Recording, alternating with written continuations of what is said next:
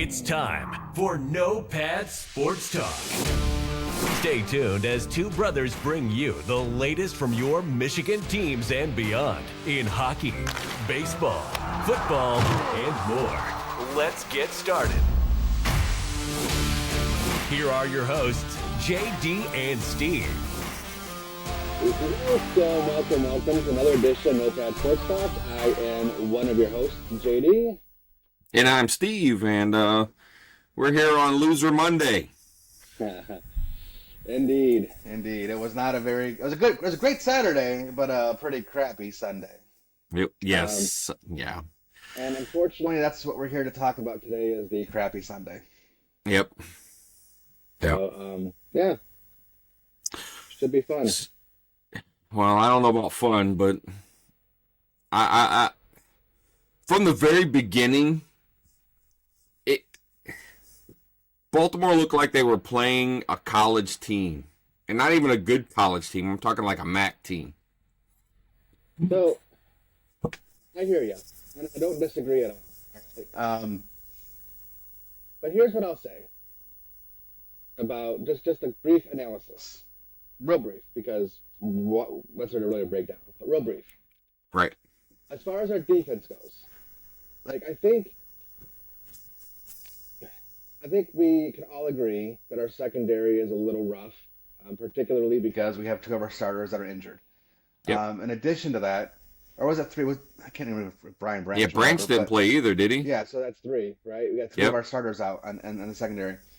So, and if you remember, brother, when we were breaking down the Tampa game, and I started talking about Baker Mayfield and the couple throws he made that was a little deep. And what I said that was successful that Tampa Bay was doing was they were playing a three wide receiver set, sometimes even more, spreading out the Lions. They weren't able to, use the strength of their defense, which is the defensive line and actually linebackers. Yep. And that put a lot of pressure on the secondary, and the secondary, like we just said, is a little suspect. And, I think it's playing better than last year, but when you're banged up like you are with three starters being out, that means something. Yeah. So I also mentioned in our pregame against the Ravens that I thought that Lamar Jackson would be pressured a little bit, but I even said it. I don't think he's going to get sacked. I think he's just going to be able to escape the pocket. And when you have again, your strength in your defensive line, not able to get the quarterback for whatever reason, whether it's good protection or because of scrambling ability to play alive, you're going to put too much pressure on that secondary. So with the pressure already being applied because them being spread out, just like Tampa Bay did, and then added to that, you're not getting to the quarterback to sack the quarterback. Lamar Jackson just had his way with Lions defense. I mean, bottom line, on offense, or as far as Lions defensively, that's what happened. Baltimore had a better game plan, and it's not. And I know there's a lot of people out there. I've read a lot of the comments talking about Aaron Glenn, and it's Aaron Glenn's game plan. And I'm not here to tell you that that this game plan was terrible or great or whatever. I just think that at some point, talent wins out. It doesn't matter how good your game plan is. Talent wins out in a lot of instances. And that's what we saw. It was a mismatch in that manner. So that's just my brief breakdown. I mean, offensively, we could talk about it, but ultimately, when you get behind by that much and the Ravens are a great pass rushing team and they know you're going to throw the ball because you're down 28-0 before you get your first down, you're stuck throwing the ball, and Jared did it over 50 times. And that plays into what the Ravens do well. So, and you mentioned it before we came on the air. We got out of our game plan. And that's exactly why on offense, because the defense was outmatched, and, we had to start, we were throwing the ball too much. So. Well, we couldn't get off the field. Could not get off the field. None. Right? So... we weren't getting the pressure with our four-man I didn't see a lot of blitzing. Like, I had to turn the game off. It was midway through the third quarter, and I didn't even see Jahmyr Gibbs score a touchdown. All right, it was that bad for me, right? And I know we're gonna have bad games. All right, that's fine. And you mentioned it. We talked about it against Tampa, how some of those deep shots could have beat us. Well, those deep shots beat us, and not even some of the deep shots. I mean, how do you let a running back go 80 yards on a pass play? Yeah. Right? Like, I think that was a screen, and he got 80 yards. Yep.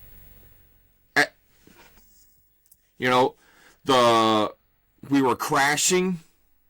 We didn't play. We weren't contained. No. Right? And that was what I said we had to do. Like, if Jackson was going to beat us, he was going to beat us because he was going to run up the middle, and it was going to be the linebackers that are going to have to get him because they were going to have to spy on him.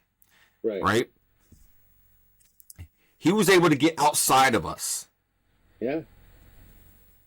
Right? Like, I watched our players, I watched our ends, our defensive tackle run right by him, or the running back, for that matter.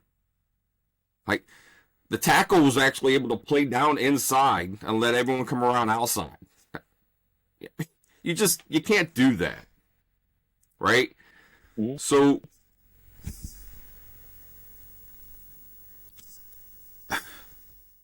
defense didn't play. Our defensive front seven did not step up and play like they've played in the first 6 games.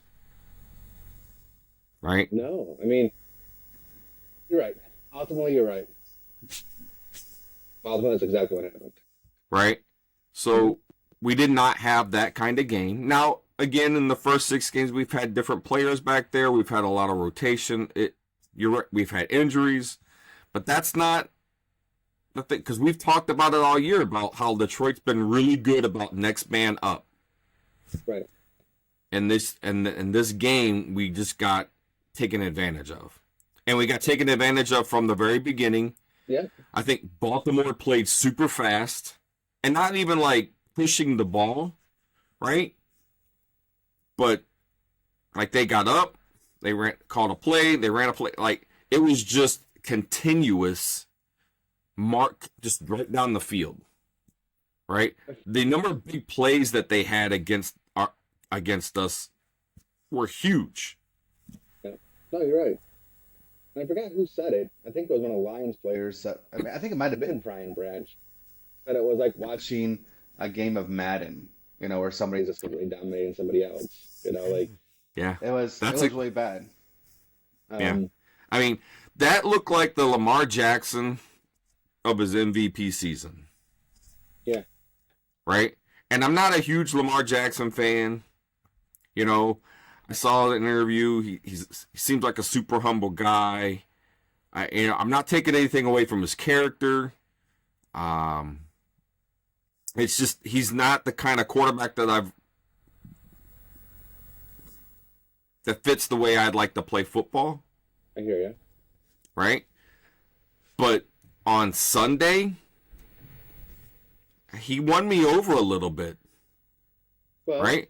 Because he didn't try to run the ball. Like, he was able just to throw the ball. He was accurate. Yeah. Yeah, he really was. Yeah. I mean... And you see his arm strength. A lot of the golf passes with the wind all over the place. Yeah. And his balls, he threw it, just right on the money. Right? Big difference, it seemed like. Yeah. Oh, it was. And it was frustrating to see that, like, everyone's always said, golf doesn't have a great arm, right? He doesn't have the power, blah, blah, whatever. But he's been accurate. And he was even not, like, he wasn't super accurate in this game, right? Mm-hmm. I mean, he was 33 of 53. He still threw 62%, right? I mean, he did throw an interception, right? I mean, Gibbs had over 100 scrimmage yards, 110, 120, almost 130 total scrimmage yards between receiving and rushing, right? 11 carries, 9 receptions as well, so 20 touches. Yeah, 20 touches, right? Yeah. So he was averaging over 6 yards a touch. Yeah. Right? St. Brown, 102 yards receiving, over almost 8 yards of reception. Like, there were some bright spots on the team, right? But Sure. we could not maintain drives. And then you said it during the game, I'm like, I would have taken the points when he went for it on 4th down. Yeah. Right? Mm-hmm. I get that you were down 4 touchdowns, so there's like a field goal is not going to do you any good. But it does. It does. It's a right? morale boost, right? It is. Instead of the drive and come away with 0, you got something. It's not what you wanted. No. But it's something. But, we could have had, because they had 6 because they went for 2, which I didn't see the analytics there. I just, to me, I'm going to take the point I know I can get. In most instances, I'd agree. Right? Now, there's a point where you're like inside 5 minutes, you're down like 16 or whatever. Yeah, right? Like, I get at that point in the game, but you're down 4 touchdowns, 5 touchdowns, and you're going to, I don't get it. Because even if you get 4 touchdowns and go and get all 2-point conversions, that's still only 32 points. You're still down a field goal. Right? And to go 4 for 4 on 2-point conversions. Yeah. Yeah, like, not happening. Especially the way Baltimore's defense was playing. Yeah. I agree. I don't understand the decision. Yeah. I mean, Lamar Jackson was 21 of 27 for 357 yards. Yeah. Right? This is the first time I think Detroit's allowed 100-yard rushing, right? And because so that's 110, almost 150 yards rushing. And it's because they had 357 yards passing. Right? Yeah, we couldn't stop anything. No. You're right about everything. It was not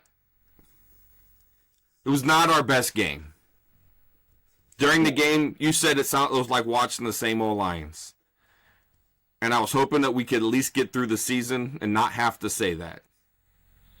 Well, on that, let's focus on that for a second. Okay. Because, look, man, where to start? I'm trying to think of like how to begin this here. So having an extra day to kind of think about this game, because we're not doing this post game on Sunday right after the game, right? We're doing this post game on Monday. So I had a lot of time to kind of, think and reflect on the game, especially being on the plane when I'm not doing anything else. Like I was able to kind of really, put a lot of thought into it. And so anyways, the whole point is this. As Lions fans, we've been through some crap. We've talked about it before. And this win streak, as great as it's been, I still think there's many, many, many people out there that was just waiting for the other shoe to drop. Like, the win streak's going to happen, but we've seen them before, and eventually our other shoe drops, and, we're going to resort back to our losing ways because that's what the Lions do. They're going to go back to the losing ways. And anybody that felt that way, I don't blame you because I felt that way. And we're programmed to think that way because what do we have? I mean, one Super Bowl win in my lifetime, seriously, there's nothing for us to go back on and say, we have a tradition of winning. We have a tradition of losing. So we expect the losing to continue. Yep. So I started thinking, brother, all right,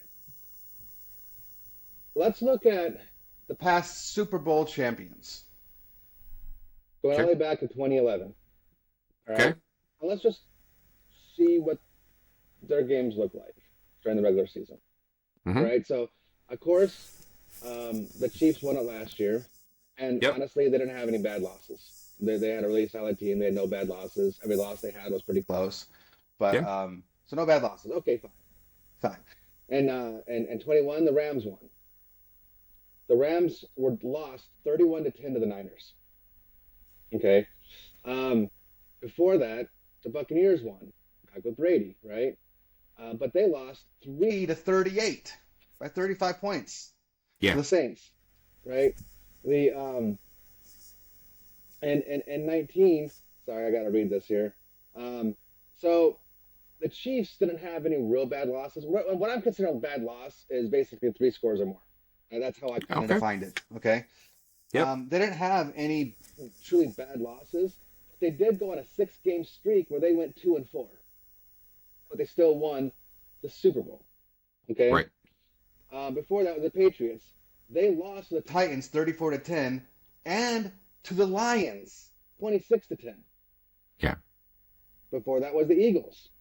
Kind of the same scenario. It wasn't quite 3 scores, but they did lose the Seahawks 24-10 by 14. And they got shut out by the Cowboys. They didn't score any points. Right? Before that, the Patriots. They only lost 2 games total that entire season. Yeah. But they did lose 16-0 to the Bills. Broncos lost 29-13. Patriots, back in 2014, they lost 14-41. Okay. Ravens back in 2012, they lost 13-43 and 17-34. They had 2 bad losses that year. Yep. Giants lost 24-49 in 2011 to the Saints when they won the Super Bowl. Right? And then, okay, so there's that. But how is Super Bowl runner-up? The losers of the Super Bowl. They still made it there, but they lost the Super Bowl. Right? Guess what? No difference. Same scenario. So, I mean, lost by 11, 16-41 the Bengals lost, and 22-41. They lost. Yeah. They, you know, what I'm saying is, as you could obviously tell, good teams still lose badly. Oh, you know? Yeah. So, as I'm looking through all these losses from these Super Bowl teams that went to the Super Bowl in previous years, that proves that good teams still lose badly, and that we shouldn't just scream the sky is falling just because we had 1 bad loss. No. So what I wanted to say before you got off, where you started to do this, right, was how bad we had lost. I says, for us to not continue to say the same old Lions is, I need to see what they're going to do next week. How do they respond, right? Because good teams put it behind them. Today's Monday. Today's a new week. You think about, or like you watch film, you do what you got to do. Tuesday, you're ready. Wednesday, you're preparing, and you're ready to go on Sunday. Yep. Right? So how do the Lions respond? Because if they come out and kick butt, and I'm trying to keep this PG, that's why I said it the way I said it. Yeah, me too. I could have went whole Dan Campbell on them, but, you know, I just, they got to come out. If you can come out and show me what the team that we have and get back to that, bounce back, right? Get knocked down, get up, right? I get knocked down, but I get up again. Well, that's the thing, because Dan Campbell, whether he says it that way or not, that's exactly what he's been telling his team. Anytime he goes in the locker room, he says, look, we just got punched in the mouth. What are you going to do? Bite a kneecap. That's what he says. That's it, right?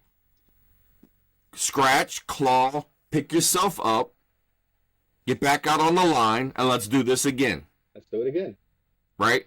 Yeah. Now, I'm not in that locker room. I'm not on the field when they're warming up. They're doing, and he's coaching them up. But I've heard enough Dan Campbell clips. That's what he's telling his team today. Mm-hmm. You're right. Right?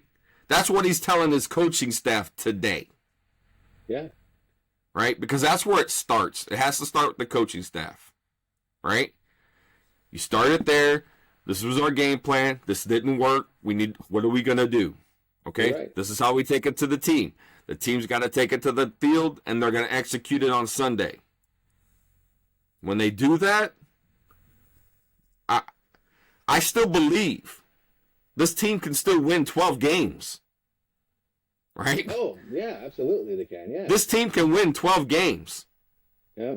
And I mean, that's still 5 losses, right? It's 5 losses. So It doesn't matter how bad the losses are. No. You know, getting blown out hurts just as bad as getting beaten overtime. Right? Yeah. Because those are our 2 losses. Got blown out, beaten overtime. It doesn't matter to me. They hurt just the same. Yeah, you're right. Right? So let's see what they got. Pick it back up, boys. I'm behind you. As a fan, I'm rooting for you. Show me what you got and come out and prove to the NFL again that you are a top-level team, not just in the NFC, but in the NFL. Right. Right? Everybody was wearing the Honolulu blue. Everybody was pulling for this team. Right? But the ones that are going to stick behind you are your fans. Yep. Right? And we're here to support you. Oh, absolutely. Absolutely. You know, there's not, honestly, there's not a lot to be said as a breakdown, right? Like, There's just not. I mean, I think we said all the good and all the bad, right? yeah, It's really about their preparation for next week well, and what that's going to look like. I think there's one elephant in the room, and I don't think we've addressed it. Now that I think about it, I think we need to address it. All right. Okay. And that's JAMO. Okay, like, look, there's a lot of people out there, and again, I read the comments all over the place, not just on our videos, but you know, Facebook groups and etc. And a lot of people are basically calling for his head, saying he's a bust, trade him away, you know, try to get something else, and you know, and it's not that I don't understand their point. It's not that I don't even necessarily agree in some aspects because he hasn't played well, you know. And quite frankly, I understand on that one big pass down the field, the one that hit him in the face mask. Yeah. That you know, the defender had his arm down, but where was his other arm at? Like, it's almost as if he didn't even see the ball. Like, it's even there, right? It's like he was looking back at it. And I think if he would have saw it, he would have lifted up at least the one arm he had to try to make a one-handed catch. I mean, that's what I would expect. Right. And nothing, right? It just like bounces right off his helmet. I mean, you know, it was I don't know, man. Like that. It just looked so bad. No matter how you slice it. Again, I understand his arm was being. It just looks bad. Like that's just how it looks. Right. And then of course the other pass, you know, where he kind of he should definitely have caught it, right? But he didn't. You know, another drop. You know, there. But I'm not ready to give up on JAMO at all. You know, you know, we talked about something similar before in one of the last 2 podcasts. I forget which one it was, but sometimes it's a mental thing, you know, and it's not that you lose the ability, it's you lose confidence. And, you know, the ball's in the air and all you're doing is thinking, oh God, don't drop it, don't drop it, don't drop it, don't drop it, don't drop it, drops. Right? Like that's all in the head. And, you know, he just needs to, in my opinion, or I believe, he needs to gain that confidence back. So he's not overthinking things. He's not dreading the ball coming his way because what if I drop it? I'm going to have, you know, all these fans hating on me. I know I'm better than this, but how can I prove it if I keep dropping footballs and, you know, so on and so forth, right? Like, it's a confidence thing, I think. Yeah. I mean, that was only his 3rd game back. Mm-hmm. Right? I mean, 0 for 6 on targets and no receptions. That doesn't bode well as far as the quarterback confidence in that receiver either. That's true. Right? Yeah. So, So that's definitely not good. No, it's not good. I mean, St. Brown, I mean, 19 uncoverable. He's uncoverable. Like 19 targets, he caught 13 passes. Like I said, what I'm saying is that some of our players had good games. Sure. Jared Goff can't be. I love him, but I can't. He's not the guy who's going to be able to throw 50 times and we're going to win. You're right. I agree with that. Absolutely. Right? So when you look at our wins, right? Well, I mean, he threw 44 times against Tampa Bay. Against Carolina, he threw 28 times, right? Yeah. Green Bay, 28 times. Atlanta, 33 times. Like, 30 is like the number. No, right in the 30s. I agree. Somewhere in the 30s right? is where he needs to be. Yeah. You know, when we look at Seattle, he threw 35 times. He was 80% completion. It was a loss, but this is what I'm saying, though. Like, when you, that 30, 32, that's a sweet spot for Jared Goff, right? Yeah. Because that means we're more balanced, right? Game's going, etc. Right. That's right. Because at that point, when he's only throwing it 30 times, that means we're running it 30 to 35 times. Yeah. Right? We're controlling the clock. We're keeping the other team off the field. You know, so that's our game. Right? That's our game. That's how we get things done. Well, because time of possession, while it was almost even, right? I would never have guessed that time of possession was almost even. Well, Baltimore scored so fast. Like exactly. Exactly. Like third down efficiency, they were 4 for 8. I mean, with the whole Jared Goff thing, look, I'm not a hater on Jared Goff. I'm not. Yep. Like just putting out there for everybody listening. I'm not a hater on Goff, and right. But we all know Goff has his limitations, and when you watch someone like Lamar Jackson, that's being still getting pressured a little bit, but able to keep a play alive with his legs, and then play, then throw it accurately on the run, and when you can extend the play to make something happen, that's dangerous, and right. That's why I'm sitting there thinking, like, what about Hendon Hooker when he gets healthy? Right. Just put it out there. I'm not saying Hendon Hooker should replace Goff. I'm not saying Hendon Hooker's better than Goff. I'm not saying any of that. I'm just saying that Hendon Hooker is more mobile than Goff at a minimum. Yep. And if he's able to move around the pocket and keep the play alive, a lot better than Goff, like that's only going to work in the Lions' favor. Now, we have Correct. No idea exactly how accurate he's going to be in the NFL. We don't know how he's going to be able to read NFL defenses, and we don't know if his decision-making is going to be fast enough in the NFL to be a successful quarterback. We don't know anything about him because he hasn't taken a snap in the NFL, so we know nothing.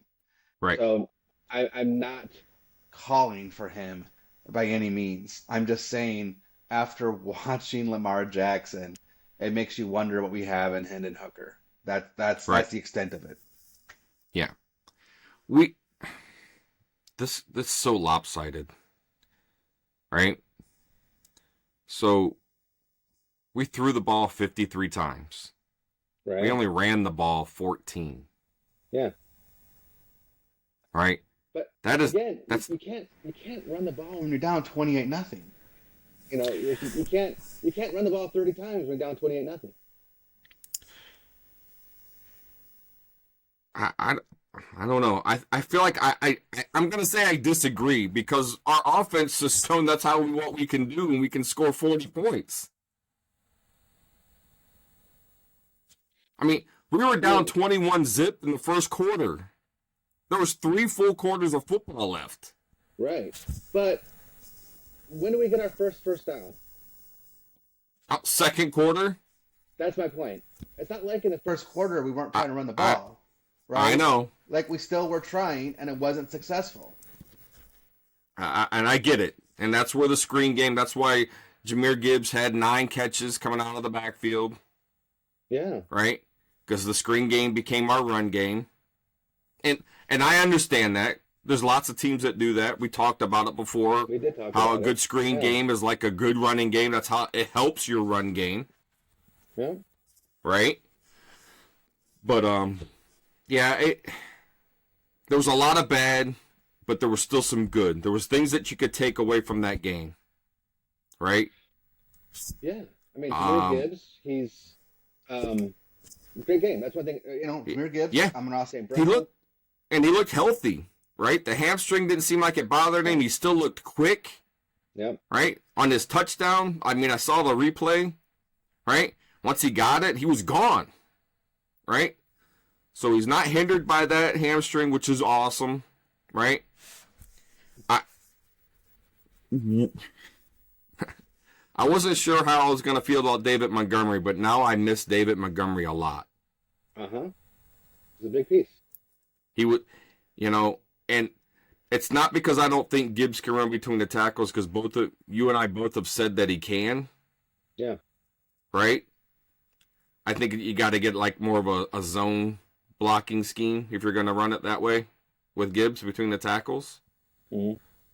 But I miss David Montgomery. Now I want him to get healthy. I don't want him to come back early, right? I mean, we're going up against Vegas. I'm not worried about them. I should be. Yeah, you should be. But I didn't see anything on Sunday that scares me. But especially if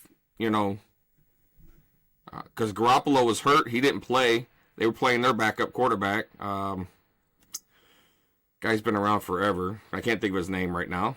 And yeah, Brian Hoyer. And Hoyer. And that confused me. That confused me. I know, man. I'm jumping track, but right, like you're playing Hoyer, and there's nothing to gain from playing Hoyer. Like Aiden O'Connell came in and he played a previous game when Garoppolo was hurt. And again, it wasn't the best game, but he actually did pretty decent. He was kind of efficient and effective, right? Yep. And so this game, with him being injured again, you start someone that has like no upside. I'm sorry, but Brian Hoyer, like you said, has been around for a while. He's a little bit older. He is what he is in this league. He's not going to be any better. He's not going to be a star. Yep. He's just going to be a backup. That's it. Period. That's it. Aiden O'Connell, being a rookie, has a chance to actually come in, learn, and you never know what you have in Aiden O'Connell. Right, like, and honestly, 10 for 13 for 75 yards, 1 TD, 1 pick is not a bad stat line for a rookie against the Bears. Yep. But instead of having him for a full game, you had Hoyer throw 32 times. Yeah. And he threw 2 picks. So yep. I don't know. Like that was a dumb decision. I don't understand that at all. That's it. I don't understand it. Yeah. Especially the game that he played, the kid's completing 60%, over 60% of his passes in the games that he's played, right? Uh-huh. I agree. He's probably the guy that's going to start next week. If I'm the coach, when I compare the game tape, I mean, Hoyer didn't look good at all. No. Like, some of his throws were bad. No. And I know we're getting into a little bit of our pre-show, but whatever.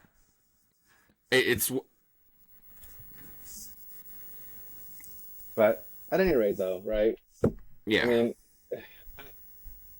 without getting too much into the pregame, like, it's not as if Raiders are devoid of talent. That's it, right? Like, right. Any given Sunday, like we've said in the past, any given Sunday. Well, but I think this is what you mentioned earlier.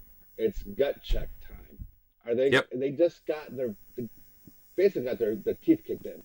So after this, are they going to go back out there and are they going to lay an egg, same old Lions, SOL. Like, are we going to see that? Or are they going to come out there hungry and just, like, PO'd and just go out there and just dominate their opponent? Yeah. Like you said, this is a test. This tells me what I need to know about this team, this upcoming game. Correct. Our offensive line's going to have to worry about Max Crosby. Yeah. Who I would love to see as a Lion before October 31st. That would be nice. Yeah. That would never happen, but that'd be awesome. Yep. But like, I mean, I was looking at the guy from the Vikings, Hunter. Yeah. That guy's kind of he's having a huge season so far. Yeah. Yeah. Right? But what scares me about that is that if this is his huge season, if you look at his previous years, he's pretty consistent. Right? But he's 28. Max Crosby's 26. I mean, I would prefer the couple extra years. Sure. But if you're talking about trying to win in 2 years, Hunter was the guy. I think he could help that team. He could help our team. Yeah. Yeah. I mean, look, I think right now, like, I think this kind of shows that we need help in the secondary. And I know Desmond King was just released. He's 29 years old. And I think that he could potentially be a guy that's pretty valuable for the Lions. Yep. Because he's shown he can play. So. Yeah. I mean, the Eagles just traded for that guy out of Tennessee, the safety, Byard. Oh, yeah. Bird. Come on, Bird. Or is it Bird or Byard? However you pronounce it. Yeah. Yeah, whatever it is. But I see all these D-backs getting picked or taken, and the Lions aren't grabbing anybody. And I don't know if it's not because they haven't offered anything to anybody. You know what I mean? We need help. I don't know when Gardner Johnson's coming back. We know we lost Mosley for the year, right? Branch is dinged up, right? Tracy Walker and who's the other guy? What? See, just on the bench, or what are you talking about? No. What's the other safety? That's plain. Well, hold on. I'm gonna look at it. I got it. It was Kirby Joseph. Yeah. Sorry. So Joseph and Tracy Walker both had great games yesterday. Yeah. I say great. They at least made tackles because they were our leading tacklers. And when your defensive backs are your leading tacklers, that's never a good game. But we need help. So go out and find somebody who can help our team. Yeah, there's going to be definitely some people available. 100%. 100%. I mean, we're like 3 games up on everybody in our division. Yeah.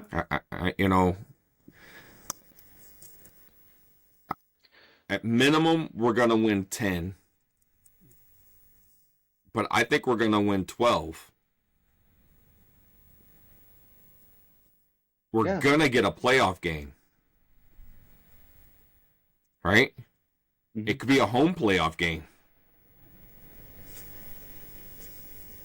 Well, either way, we'll have to start with this next game. And that's exactly what Campbell's going to preach. It's next game up, next opponent, one day at a time, one opponent at a time, and just see what happens. So, I mean, look, this is the same team last week where everybody was like, "Oh my God, this team is actually Super Bowl caliber," and yeah, one bad loss, and everybody's ready to do a fire sale and get rid of Glenn and Campbell and trade away Jamo and it's just like you want to get rid of everybody and No, no, Well, this is still the same team. you you were a little higher on Jamison Williams than I am, and you're looking at his potential. Yes. And I agree. Like he's got great potential. He's super fast, right? I just Well, I'm not look, calling him a bust yeah. because he's had some issues, right? So maybe it's one of those things, it just takes a couple more years for him to mature and grow into to what he's gotten, what we need him to be. Well, you had more of a problem with his issues than I did. I didn't really have much of a problem with his issues. You did, you know, Yep. and and that I'm sure plays a part into how you feel about him. For me, the whole gambling situation was crap. Like Huh. um, I, Yep. I I I don't agree with it, and I think it was a dumb decision. The and I remember Amon-Ra St. Brown. He was being interviewed, and he mentioned something about like, oh no, no, no, we don't have because someone said, what was this bet you had with so and so or whatever, right? He's like, no, no, no, no, it wasn't a bet. It was an agreement that we made, and we didn't do it on team facilities. It was an agreement we made off team facilities. And the point is, like, um, it's a dumb rule, and sometimes, and I know it's a rule, and yeah, technically broke it. Nobody knew about it. Nobody, whatever. Like now, people know about it, and you hear Amon-Ra St. Brown being very careful how he says stuff now because of everything that's happened. Look, I don't have a problem with what Jameson Williams did, none Yeah. whatsoever. Okay, and um, it hurt his progress and therefore hurt the team as a whole. But Yeah. it wasn't. Look, it wasn't as if he went out there and uh, did something that he actually knew was wrong. He I didn't know gotcha. this was wrong. So Yeah. that's why I have a problem with it. And Well, that's but it. see, it's not the first thing he's gotten in trouble for. It's a second thing. The first thing's a minor thing too. When he talked about, um, he tweeted something about like about Lamar Jackson. Even he was just about Lamar Jackson, and some people thought it was a diss to golf.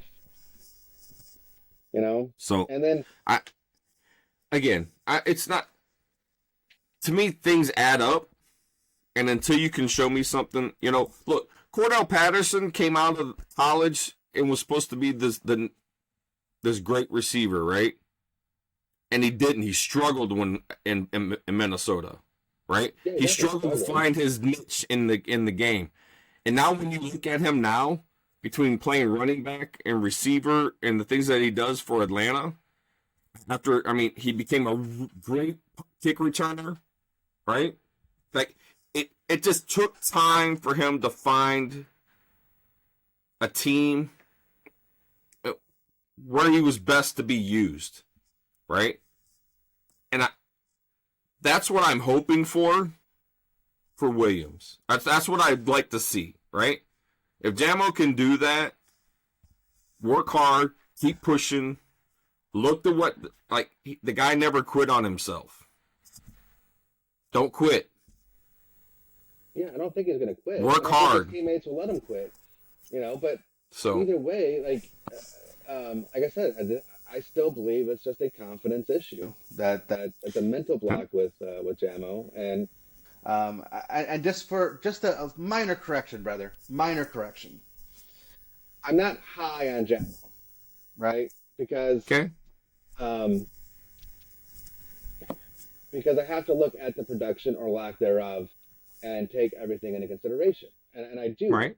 right? Like there's no question about it. I most certainly do, but um, there hasn't been a player of on the Lions that has his speed and ability ever, ever, and um, so I'm just saying I'm not ready to give up on him or on that potential, as you put it, because that's what I see. Yep. And if his big problem right now is just catching the ball, and I believe that his his reasoning for having lapses in concentration is because of a mental issue. I think that can be overcome. Yep. And if that's all it is, because someone that didn't really drop that many balls at Alabama, you don't go from playing in Alabama, catching all these balls, and all of a sudden forget how to catch. Like, it doesn't happen. Oh, I know. Look, I get that it's a confidence thing. I do. I totally understand that. Right? And I'm not giving up on him because I want to see him play a full season. Right? What's that going to look like over a 17-game season? 18 weeks total. Right? He hasn't had one of those yet. No. Right? If you think back to when we drafted Matthew Stafford, everybody after 2 years and 2 shoulders was saying the exact same thing about Matthew Stafford, and we gave him all that money because he was before the salary cap, or the rookie salary cap, right? Mm-hmm. Mm-hmm. And he was hurt a lot, but what did he do when he came back? Right? And he stayed healthy. This is what I'm hoping for. Like, I still have hope because he is exciting. Because we need that guy who can take the top off the defense. Right? I still think we need a guy who might be able to throw him the ball because Goff kind of still underthrows him. And throws him all the time. Right? So that's a timing issue. Right? Or a weak-arm issue. I don't know which. Well, it is. It's both, right? But Jamo also has to see what's going on, too, right? He has to be able to read the ball, be able to come back to the ball, adjust his route. It's between the quarterback and the receiver. I'm not putting it all on the receiver. I'm not going to put it all on the quarterback. But I know Jared Goff can't throw. Even the 44-yard, his last touchdown, he underthrew him. Yeah. Did you see? Because I sent it to you. I just want to make sure you've seen it. The route that Jamo ran versus Tampa Bay, where he's on the left sideline, and he stopped on a dime and came back on a little hook curl. Yeah. Dude. Right? Like. No, I know. And so what I'm pointing at is it's not just that he's fast. He can run good routes too. Yep. Right? That was amazing. And if you guys listening haven't seen it, you gotta see it. Look it up. It was insane. How quick he had changed of direction, stopped and came back. Now the pass didn't come his way. I don't think the pass came his way, did it? I can't remember. It did. No, I think that one did. Oh, that's one I did. Oh, that's the one that was it was not quite an accurate throw. But at any rate, that was a monster route, wide open, right? But anyways, so all right, we kind of went more time than what I thought we were going to do for this because going into this, we're like, what are we going to say? So final words, brother. What you got? I still love you, Lions. I still believe in you, and I have faith that we're going to go to the playoffs and we're going to win our first playoff game and we're going to win it at home. Okay. I can't say any better than that. I'll just let you have the last word because that was good.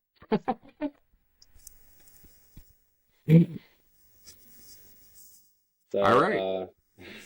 With that being said, we appreciate everybody listening.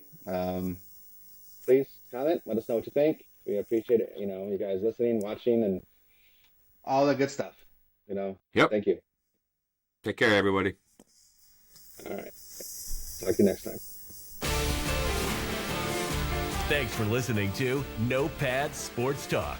Be sure to subscribe so you don't miss a single episode. While you're at it, help spread the word by leaving a rating and review wherever you listen to podcasts. Follow us on social media at No Pads Sports Talk.